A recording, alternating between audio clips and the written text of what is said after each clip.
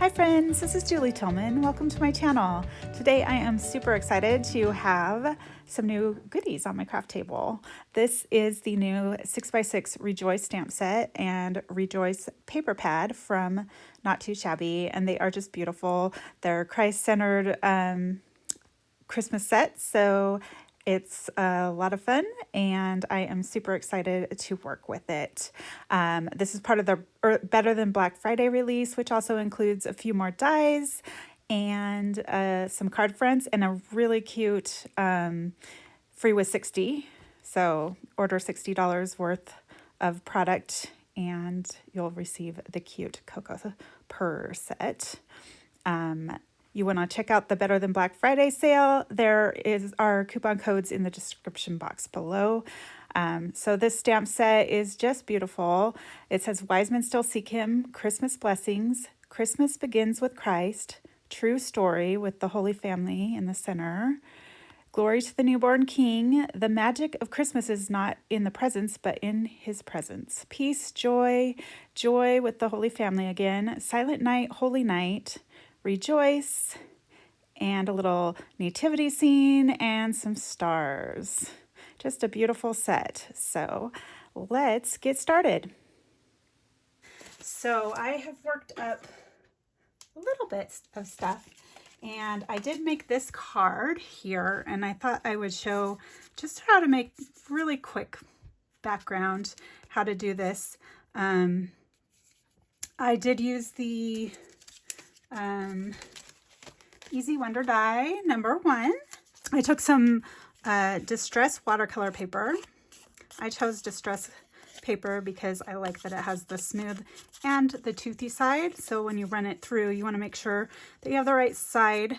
For this, I definitely wanted to have the smooth side because I'm going to do, I want the beauty of the watercolor paper for the wet media, but I also want the smoothness to be able to stamp over that. So, and then, so we're gonna need a little bit of masking tape. You can use tape, you can use copy paper. It doesn't have to be something fancy like this. I'm just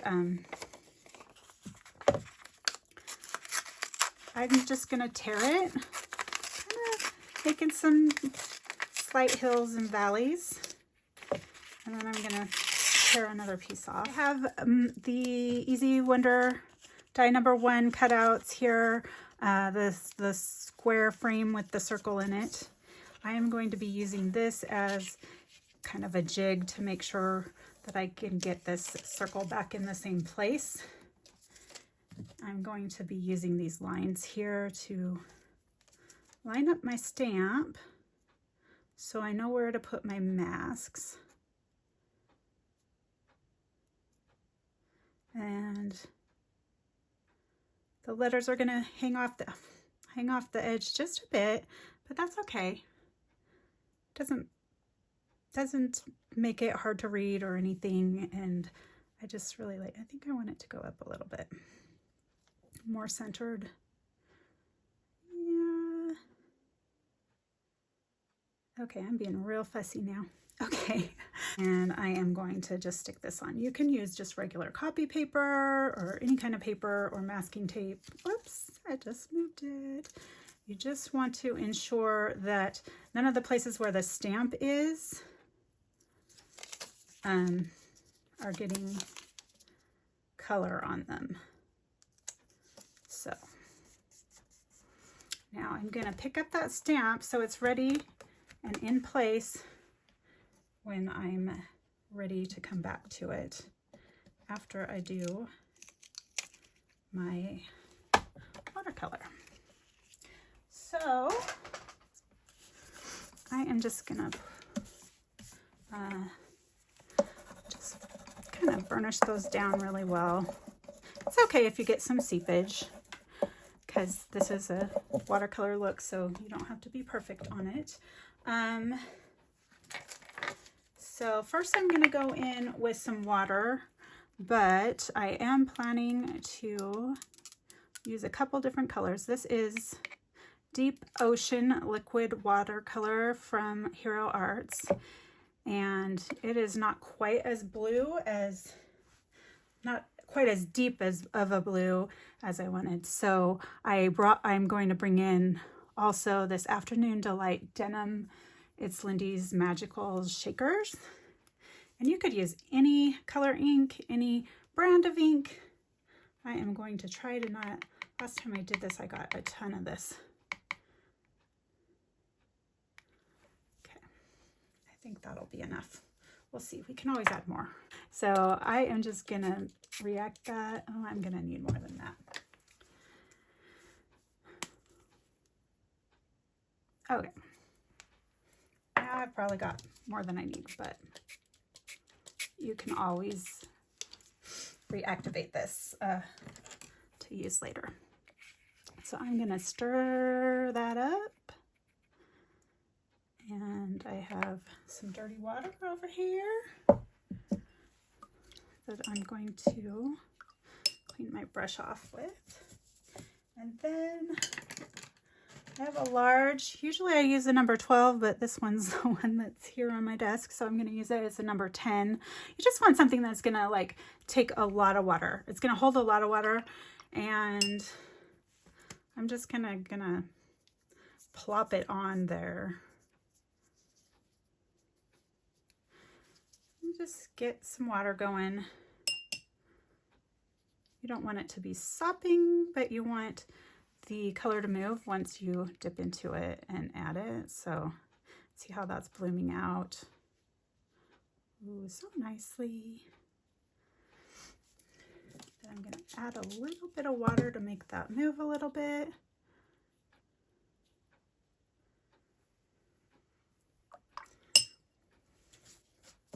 And then I'm going to bring my heat tool in. Sorry if this is loud.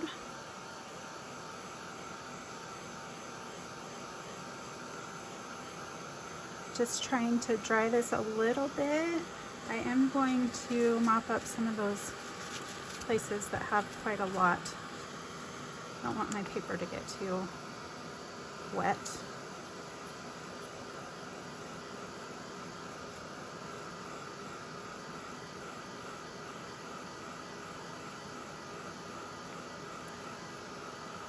Feels like that's mostly dry there. So now I'm gonna go in with the Magicals, the big brush.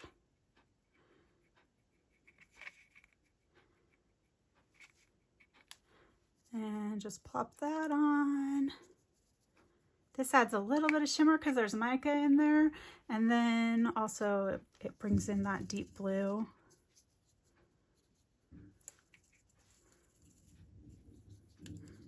Just building up some layers.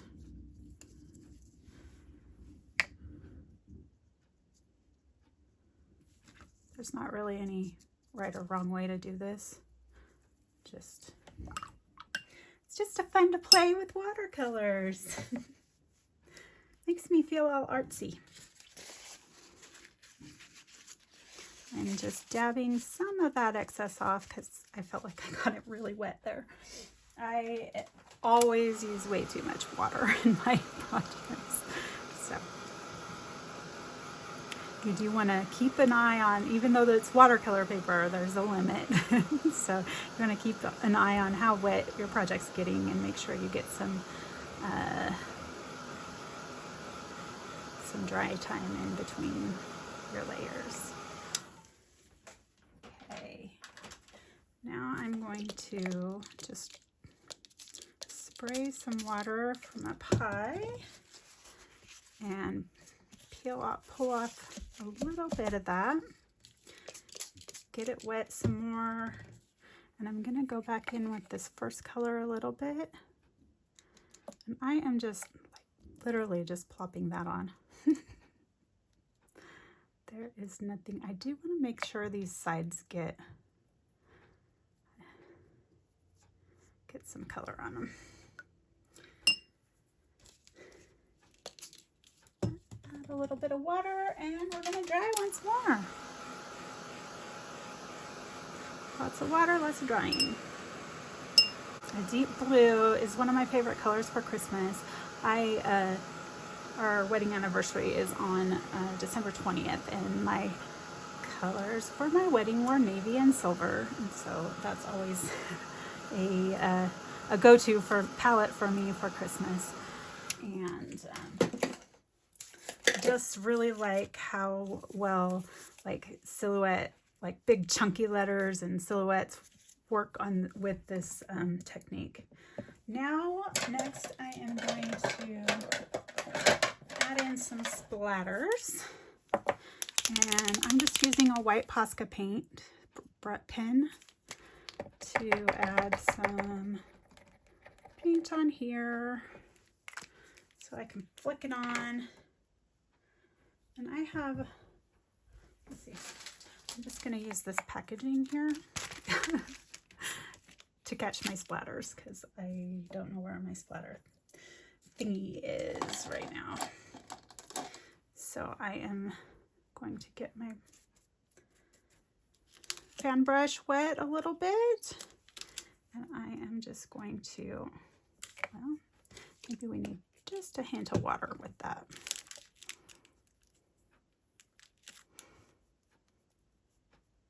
This always feels like magic to me. Like your background doesn't look like much, and then you add some white splatters and it's suddenly like a starry night or a snowy night or whatever. I just love that. So fantastic. So I just used an acrylic block there, nothing fancy. It'll wash off with some soap and water. So I am going to give that a little dry.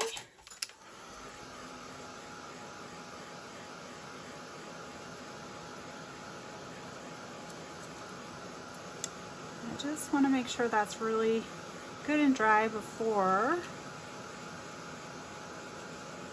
I start peeling the tape off, because if you have wet masking tape, it's gonna stick. So we did get a little bit of seepage, but that's okay. I kind of like to have just a little bit. Just looks nice. And I might even add just a little bit of water to this. Bring it out, just so it looks a little more organic.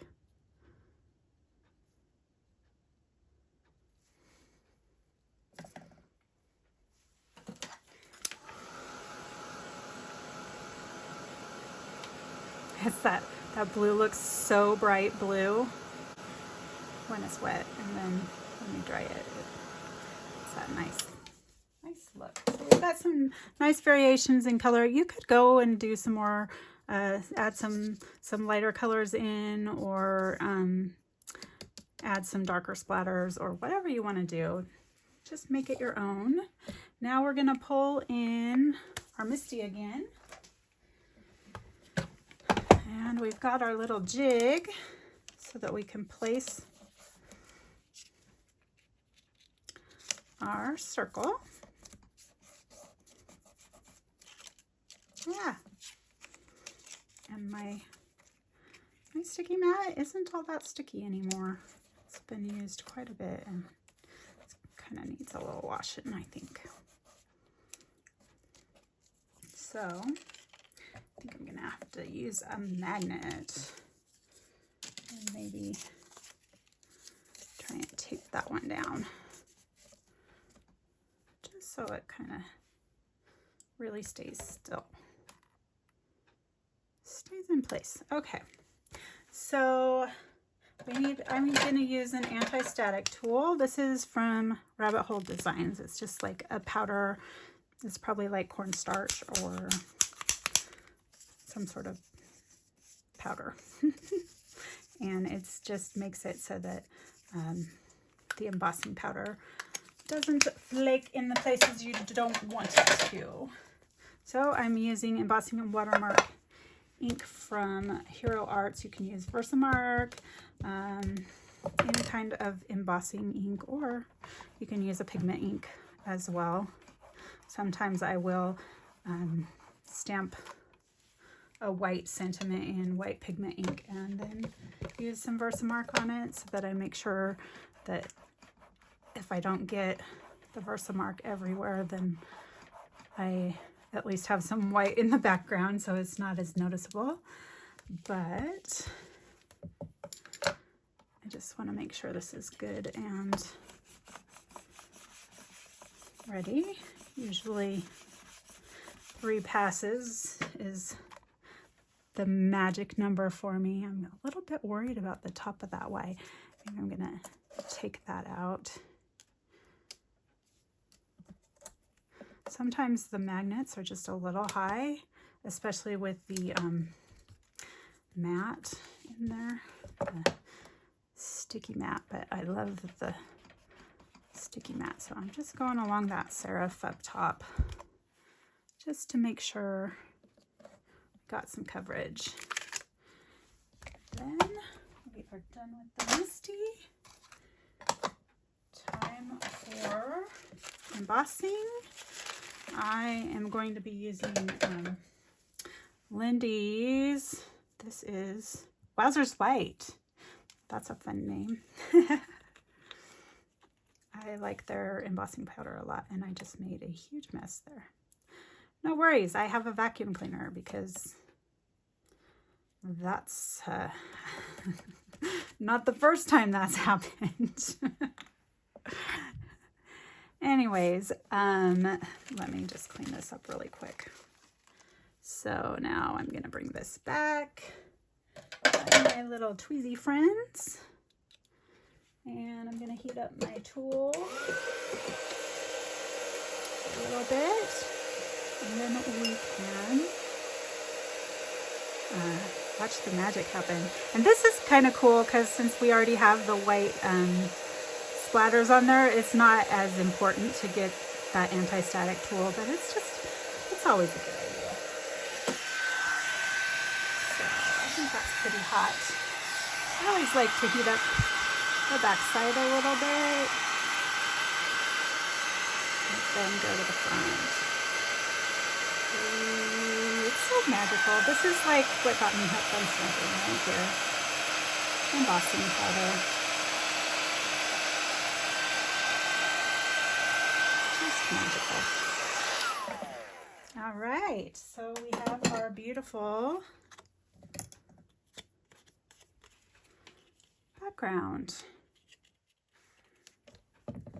So here what I did was I just took the white frame and I ran it through my machine with an embossing folder, and I got this cool chevron. I think that's like an embossing folder from Joann's, their little Park Lane line that's always on sale. For this little border, I cut my frame, you know, how I already had my piece of, I'll show you on kind of this. So this one got a little bit torn up because I was using a different machine that didn't work very well. Anyway, so you have your paper, you put it through your machine, and you have 2 pieces. You have this and this. So then I took that and the largest circle die from the add-on set, and I just centered that around that inner circle and ran it through my machine and cut. And then after I embossed my background, I just glued that on top, and I put the background up on dimensionals. You don't have to do that. You could do it all flat, but I just like the little bit of dimension. I think when I do this next time, I will probably cut from Fun Foam or something, because there's some pieces where I didn't quite get the stuff. So not a big deal, but it is what it is. For the Christmas, I just masked off this Begins with Christ part and embossed it on this cardstock and cut it out and gave it a little border. And I put this on a just an A2 card base that I embossed with the a snowflake die. I think it's also a Park Lane one, or a Doris. That one might be Doris. And then I just finished with a silver bow. I just really love how that turned out. And it's just a really fun technique and a great way to use these thicker sentiments and stamps. And there are other ones in the set that would work, like the peace, joy, even Christmas blessings, rejoice, true story. You could get a lot of that in that little circle. So that is a lot of fun. And here is the finished card. Today's video was filmed in real time with just a few minor edits. I hope that you have enjoyed it. Please let me know in the comments if you prefer this type of video or the sped up ones. Be sure to check the comments or the description box below for that Black Friday info and product links. Thank you so much for watching. I'm so glad you're here, and I will catch you on the next one.